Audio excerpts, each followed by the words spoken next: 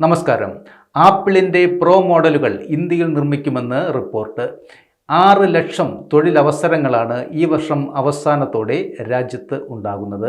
ഏകദേശം 20 ലക്ഷം നേരിട്ടുള്ള തൊഴിലവസരങ്ങൾ സൃഷ്ടിക്കുമെന്നും ഇതിൽ 70% സ്ത്രീകളായിരിക്കും എന്നാണ് പുറത്തു വന്നിരിക്കുന്ന വിവരം.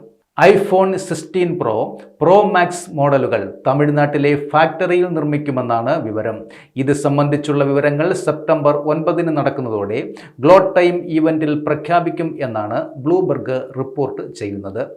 സർക്കാരിൻ്റെ കണക്ക് പ്രകാരം ഇലക്ട്രോണിക്സ് മേഖലയിലെ ഓരോ നേരിട്ടുള്ള ജോലിയും 3 പരോക്ഷ തൊഴിലവസരങ്ങൾ സൃഷ്ടിക്കുന്നു.